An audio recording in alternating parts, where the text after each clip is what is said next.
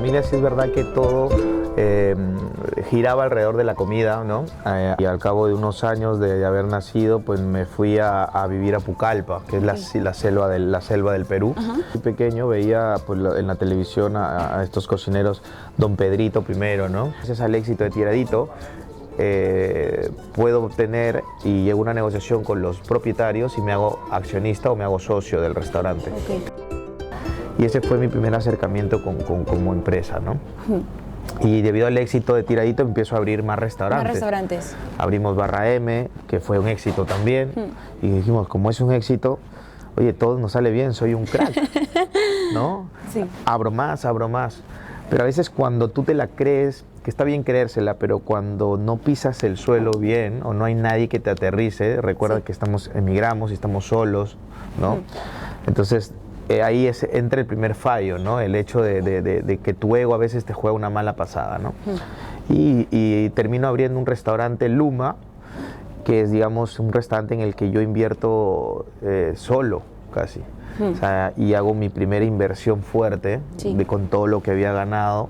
Invierto un buen dinero en Madrid, en un lugar en el que no soy, ¿no? Que estoy solo, que creo que me está yendo todo bien. Invierto el dinero y el restaurante pega muy bien a nivel, digamos, de marca, pero a nivel económico, por mi falta de conocimiento y mi falta tal vez de conocimiento, de ingestión, el restaurante no va muy bien económicamente. Entonces me obliga a ir cerrando los otros. Y en ese momento también llega la pandemia, se me junta todo y ese es el primer golpe fuerte que yo recibo, digamos, de realidad, ¿no? Y de una realidad dura, claro, ¿no? Dura. Que es lo que es emprender y pues eso es como ley de un emprendedor, puede salirte bien o puede salirte mal. Y pues lamentablemente en esa oportunidad a ti te fue mal. Todo nos fue muy bien al principio, y luego nos alocamos y luego pues y yo creo que para poder que te vaya muy bien tienes que sufrir un gran golpe, ¿no? Ojalá que no necesariamente para algunos, pero yo creo que en la mayoría de los casos tienes que pasar por cosas como esas. Opino yo personalmente que también eso es así, o sea que cuando uno aprende de los peores golpes que te da la vida. Exacto. Aprende mejor, aprende más. Aprende mucho más, a fuerza, ¿no? A cucachos aprendí. ¿No? Sí. Pero pese a eso, pese a lo que pasó en Madrid, tú igual decidiste con esa alma tan emprendedora, como tú mismo dices, tan de alguien pues que quiere progresar en un país que no es suyo, porque pues no estamos en nuestro país. Tú pese a eso decidiste continuar y decidiste abrir más restaurantes. Entonces, tú decidiste venir en esa época a Barcelona. Tú dijiste, sí, yo quiero seguir con esto, yo voy a seguir dándole. No, lo que nos dio Luma es mucha marca. De Luma lo que nos dio es un reconocimiento, digamos, en las grandes ligas gastronómicas en Madrid. Sí. Entramos ya, digamos, a conocer al mundo Michelin, tal vez, ¿no? Okay. Entonces, es verdad que como marca nos hicimos muy conocidos y recibimos la visita de unos dueños de hoteles en Ibiza que me proponen abrir un restaurante en el rooftop de su hotel. Y es allí donde yo abro en el 2019, antes de cerrar Luma, abro Maimanta, Ibiza. Ibiza. Exacto. Okay. Como un concepto peruano tradicional en un entorno de lujo, ¿no? Y era un concepto que de verdad yo lo hice en una semana porque mi enfoque era Luma, ¿no? Le tomé la importancia, digamos. Y al final pues pasan estas cosas, ¿no? Decido abrir el restaurante, la verdad que la apertura muy bien, fuimos uno de los primeros restaurantes o el primer restaurante peruano en abrir en Ibiza, que es una de las islas más conocidas del mundo. Sí. Y para eso yo no había dejado de aprender en mi camino de empresario, tal vez, ¿no? De ya tener restaurantes, sino que yo seguía haciendo prácticas. Me fui al Cier de Can Roca, teniendo ya los restaurantes, entonces me retroalimentaba a estos cracks que ves que nunca se dan por vencidos también. Claro. ¿No? Entonces cuando se cierra Luma, yo ya tenía Maimanta, Ibiza. Entonces yo mi enfoque, cuando cerré los restaurantes, fue Ibiza. Y le conseguimos el Sol Repsol. Entramos a las guías, el restaurante funciona muy bien, llevábamos ya casi 8 años abiertos. Sí. Y Maimanta se hace de un nombre y gracias a ese nombre también, al trabajo que se hizo, nos llega la oportunidad de abrir un concepto en este espacio en el que estamos aquí, que es uno de los hoteles más importantes de Barcelona. y concursamos con otros chefs y otros empresarios que querían este mismo espacio. Y pues ganamos, ¿no? Y ganó la comida de Omar, ¿no? Ganó Perú. Ah, eran de otros países. Eran otros países, otros conceptos, entonces, y así llegó Maimanta. Maimanta ahora es una marca que vende Perú, el origen peruano. Maimanta significa origen, de dónde eres, de dónde vienes, en quechua. Y origen Perú porque los productos que utilizamos nosotros en su gran mayoría son productos frescos que los traemos directamente desde Perú, dando y tratando de dar trabajo a aquellos agricultores que Claro. hacen esos productos, ¿no? Ahora ya tenemos otros emprendimientos, hemos agrandado el abanico ya como empresarios y tenemos una marca de salsas donde tenemos una nave en Lurín que nos hacen los productos peruanos en pastas y ya nos lo traemos ya hechos, por ejemplo. ¿En Lima? ¿En Lurín? Lima, sí. Ah, Entonces ya el camino empresarial empieza a llegar y ya empiezas a abrir tu abanico empresarial en otros puntos. claro. Pero igual no fue fácil para ti porque tuviste que pasar por muchas... No, ¿Cómo claro. me lo cuentas? No fue fácil. Para A poder llegar eso ahora. tienes que añadir también otros problemas que pasas personalmente. Eso hablamos de los problemas Profesional. profesionales. Luego Pero están, luego están los personales. claro, nace mi primer hijo en plena pandemia. No logro ver cómo nace mi hijo. Él estaba en Canadá, ¿no? Entonces ya era padre, no tenía restaurante, solo uno. Cerré todos con una deuda de más de 200.000 euros. Se junta todo. Claro. Entonces al final pues tienes que buscártelas y luchar y seguir, ¿no? ¿Y nos podrías comentar cuál es, digamos, esa mentalidad que en ese momento que era tan dura, esa parte de tu vida, cuál fue tu mentalidad en ese momento? O sea, qué era lo que tú mismo te decías? Yo creo que los peruanos estamos preparados para la guerra. O sea, yo digo eso, los peruanos estamos preparados para la guerra. Sí. No todo el mundo es capaz de soportar este tipo de golpes y cuando te llega uno, te llegan todos juntos. Sí. No te llega uno y luego dices, luego te va a llegar otro. No, No. te llega todo de golpe. ¡Pum! Al final en mi caso fue mi hijo, ¿no? O sea, el nacimiento de mi primer hijo fue lo que a mí me dijo, oye, ya tienes que responsabilizarte, tienes que hacerlo. Sí. Y también el hecho de no permitir que... Porque tú sabes que al final también la envidia existe, ¿no? Y Sí. mucha gente te quiere ver también abajo. Ese poco ego también de no lo voy a permitir, ¿no? Claro. El hecho también de yo decirme yo sí puedo, el orgullo hacia tus padres, ¿no? Que lo han dado todo. Entonces se juntan muchas cosas. Y te motivan. Y te motivan. Al final sacas el proyecto. Sacas el proyecto y cuando sacas uno te van llegando otros, ¿no? Y así llegas, pues vamos llegando a lo que actualmente estamos, que en realidad es el principio, ¿no? Yo le digo a mi equipo, esto es el principio, o sea, no es nada. Si yo no tuviera hijos, ya probablemente tendríamos 5 restantes más, o sea, pero estamos arrancando nuevamente, es un nuevo inicio, ¿no? Hemos arrancado desde cero. Y hablando, por ejemplo, un poco más ahora de tu comida, de los sabores, de los valores que implementas en tu gastronomía, hay una frase que yo te he escuchado decir muchas veces, que es que tus comidas mantienen ese ADN peruano. Para ti, ¿qué significa ese ADN peruano? Que es esa típica frase que tú sueles decir. Bueno, el ADN tiene que ver con absolutamente todo. Tiene que ver con el producto, tiene que ver con la mano de obra, tiene que ver con la mentalidad y el sentimiento con el que haces las cosas. Y ese ADN peruano que le pone el ciudadano peruano hacia su comida es fundamental. Entonces para mí es un conjunto de cosas. Aquí hay el 70% de los chicos que trabajan conmigo son peruanos. Su mentalidad y los sabores, sus recuerdos Son de Perú. son de Perú, Claro. y ellos son los que cocinan para la gente que viene a comer aquí. Entonces el ADN peruano no solamente está en el producto, sino en absolutamente todo todas el las cosas equipo. que lo rodean. Desde las lámparas, que son unas PET lamp hechas a mano, ¿no? ¿Sí? Por artesanas peruanas, ¿no? Las cintas, que son los colores de la montaña de 7 colores. O sea, todo está pensado a partir de Perú. A partir de Perú. Tú en tus comidas no solamente muestras, porque pues actualmente hay muchos restaurantes a lo largo de toda España que difunden la gastronomía peruana, pero es verdad que hay muchos que solamente se enfocan en los sabores y los productos peruanos, o sea, no cambian, que no es algo malo, es completamente perfecto, o sea, está bien, pero tú has decidido combinar y fusionar sabores de aquí de España con sabores de Perú. Ujú. Y entonces yo quería preguntarte cómo ves y cómo has sentido la acogida de esos sabores aquí, digamos, con el público español o extranjeros mismos que vienen a probar tu comida. A ver, son conceptos, ¿no? Y son nichos de negocio y cada uno pues ve el nicho de negocio y su mercado y lo adapta al concepto que ellos desean, ¿no? Desde el inicio de sus proyectos. La mayoría de restaurantes peruanos aquí, lógicamente, están pensados para una comunidad peruana, ¿no? Sí. Y luego hay aquellos otros restaurantes que son peruanos, pero están pensados para un 50%, 50%, ¿no? Mm. Tanto que extranjeros, españoles Sí. como peruanos. Mm.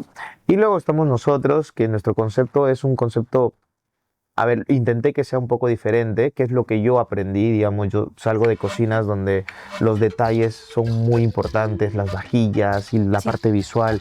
Quique da Costa es mucho de parte visual. Mm. Vengo de restaurantes donde los sabores también tienen que ser muy marcados, Sí. pero se rigen también con la parte contemporánea. Mm. Entonces es lo que yo aprendí, es lo que yo soy, no puedo ser ajeno a lo que soy y como concepto de escaparate es que lo que hacemos es, como hablamos del origen también, eh, como agradecimiento del lugar en el que estamos, porque tenemos restaurantes en Menorca, en Ibiza, en Barcelona, tratamos de como agradecimiento utilizar el producto local. Mm. En ese caso, utilizamos el producto local de proximidad Sí. español Ujú. y lo mezclamos y lo unimos con el producto de raíces de Perú, ¿no? Aceptación tuvo muy buena porque, bueno, vamos creciendo Sí. y la verdad que el restaurante va muy bien, con sus puntos altos y sus puntos bajos, pero va muy bien. Y yo creo que al ser un restaurante que el público es no un gran porcentaje peruano, sino más bien extranjero y catalán y español, Mm. necesitamos hacer algo así, ¿no? Para Ok. acercar a ellos a Perú. Porque si tú le pones a un extranjero tal vez un ceviche como lo comen los piuranos, Claro. no lo van a poder comer tal vez o les va a costar un poco. Mm.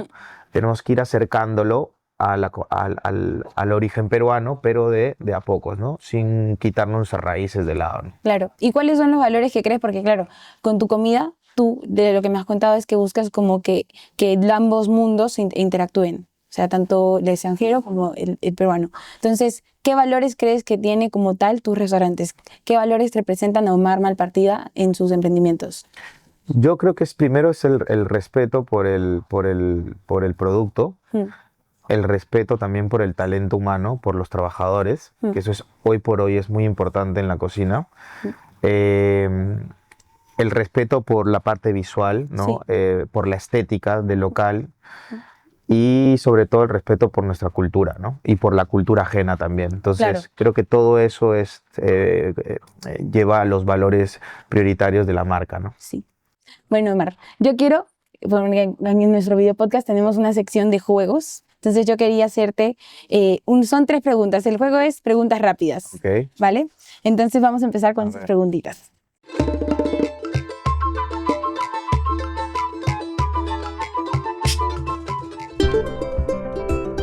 Hemos cogido un plato de tu carta. Entonces te voy a decir 4 ingredientes y me tienes que decir cuál de esos ingredientes, o sea, perdón, cuál de estos 4 ingredientes, qué plato crees tú que está en tu carta. De aquí de Barcelona. Sí, Vale, yo porque cogí de aquí. en mi Sí, cabeza hay porque hay como un montón. 50 platos. Si no lo logras descubrir ya no pasa Vale. nada, no pasa. Tú me haces como una mueca ahí. Ya. Corte. Vale. Pescado, son los ingredientes. Pescado, limón, cilantro y menta andina. Ah, ese es el ceviche pachamanquero. Sí, muy bien. Claro, claro. Un punto. Un punto, vamos Vamos ganando. a ponerle una Vamos, Perú. rayita ahí. Vale, la segunda pregunta es, te voy a decir como tú eres de Huánuco, bueno, me comentabas que viviste muy poco tiempo, Sí. pero igual te voy a hacer unos platos típicos que he buscado allí, entonces va a haber uno entre los 3 que te diga que es un plato típico como tal de Huánuco. Vale, perfecto. ¿Vale? Hay uno que es la guatia, el cancacho y el chiriucho. Uy, la guatia, El cancacho y el chiriucho. Es que yo viví en Cusco también y en Arequipa, entonces se me hacen muy conocidos. Yo creo que los 3 son platos de la sierra y no sé si hay un plato netamente guanuqueño ahí, te lo tengo que decir. Vale. Pero por ahí A puede lo ser- mejor yo he hecho mal mi investigación. Por ahí yo creo que son platos de la sierra en general, porque son platos que hay en Cusco, Arequipa, Huánuco, en la parte Huancayo. Sí. El sancacho. El cancacho es de Puno, De Puno. pero la respuesta era guatia. Guatia. Es de como tal de Huánuco. Como tal de Huánuco. Sí. Ah, mira, porque la guatia también se hace en Arequipa y en Cusco, que es la guatia de papas, ¿no? Mm.